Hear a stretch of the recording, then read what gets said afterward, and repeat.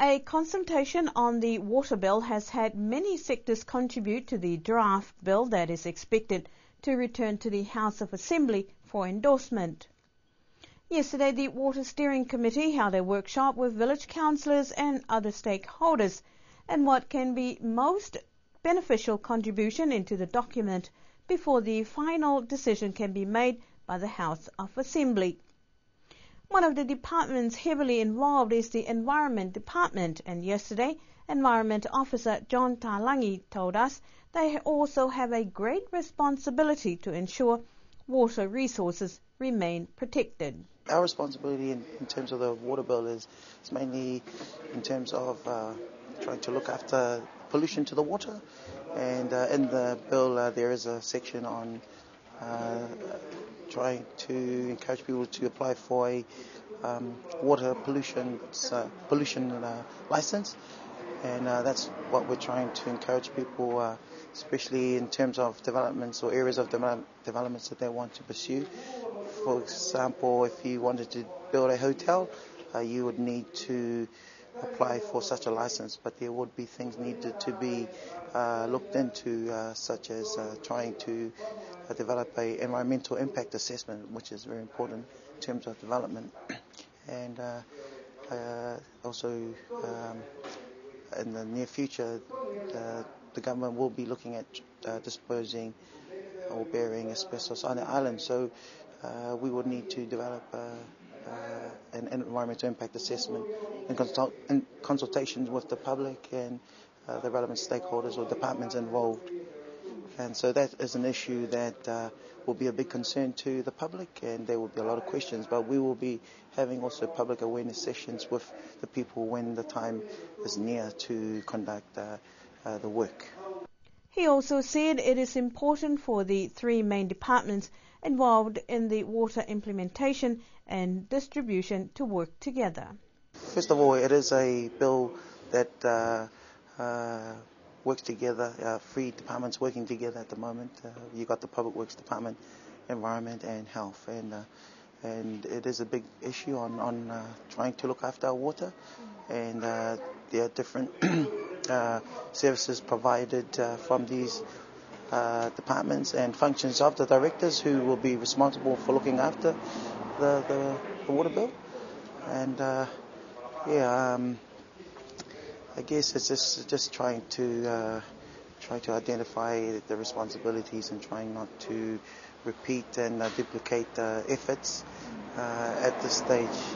The group discussed all aspects of a cohesive and robust document. It includes distribution issues, underground water, water meters and levies, and other important factors that could add quality to Niue's water and its capacity. Many users, however, do not know the logistics of what is involved with receiving and distribution, and, according to one of the committee members, there must be a clear understanding of all context of the bill before it can be finalized. The story of the derelict houses on the island is slowly making its way into court as government tries to encourage landowners and families to give consent to the removal of the eyesores from villages. However, Health Minister Honourable John Williamu said they're working on a plan to encourage families realize the hazards some of the houses has on communities and health of its citizens on the island. The list of 64 houses for demolition received only 10 responses back from families overseas, with 7 objecting to the demolition and only 3 agreed with the government's proposal. Minister Williamu said it is a long process, but they are working on a strategy to ensure families take into account the importance of the project for the island. Another incentive government offered before as well is to remove the houses free of charge, and hopefully, she said, families can understand the impact of costs if they are left to remove the houses themselves. With most owners unable to visualize the state of their homes, Minister William is hoping a few pictures of the current state of the derelict homes might encourage owners to give consent. If consent is given, government will submit the application to the courts in March Otherwise, it will be a long, drawn-out battle. Boat fishermen have been grounded since the beginning of the year as the winch at the wharf suffered some damage. Attempts by the department to remove the winch from the wharf due to rough seas encountered additional problems and was damaged during that process. According to a spokesperson for DAF, it was identified that a bearing needed to be repaired, but finding a part was difficult as the motor was an old model. In addition to these repairs, the main power box supplying power to the winch was also affected by strong waves. Fisheries say despite the winch breakdown, fishermen have not been greatly affected as the conditions at sea have not been suitable to venture out lately.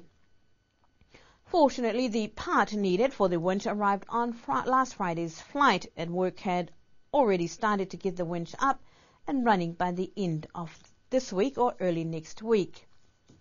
Once the winch is fully operational, that should bring some sign of relief for fishermen and locals who look forward to adding more fish to their daily diet.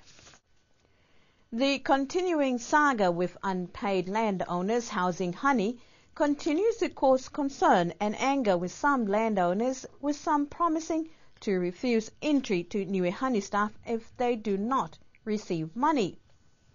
Last year, when BCN News contacted the owners of Niue Honey about the non-remuneration of landowners, we were told by one of the owners of Niue Honey, Tim Oliver, that monies has been received to pay landowners. However, landowners are disgruntled as no monies has been received for the lease of their land to house the beehives for Niue Honey. Some said they would like government to step in and assist in getting remuneration for their lands that has some payments dating back to more than 10 years. With some threatening to refuse entry, the saga continues. We tried to contact Mr. Oliver back, but we have not received any responses as of yet. As the water bill continued to be discussed by stakeholders, another concern with trying to encourage the right implementation of the legislation might not be as easy if previous standard of enforcement is not imposed. Like that of the Environment Impact Assessment Regulation that has not yet endorsed by Cabinet. The department responsible for the EIA, for developers and any other work done that has an impact on the environment said it is difficult for the department to enforce laws when the regulation is yet to pass, but the department can still approach developers once the regulation is passed to make sure all requirements of the EIA is followed. Their concern, says Director Sauni Tongatole, is the length of time it has taken to pass the regulation. The regulation that was received by Cabinet a few years back has now returned to Crown Law for perusal before submitting back to Cabinet. Attorney General's office said they are hoping to finalize the regulation and return back to Cabinet for endorsement.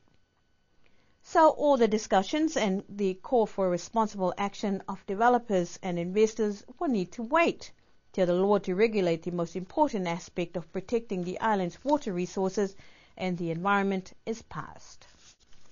And to end our news bulletin for tonight, it was an overcast but humid day as Kilikiki teams took to the pitch on Saturday for the first round games of the season.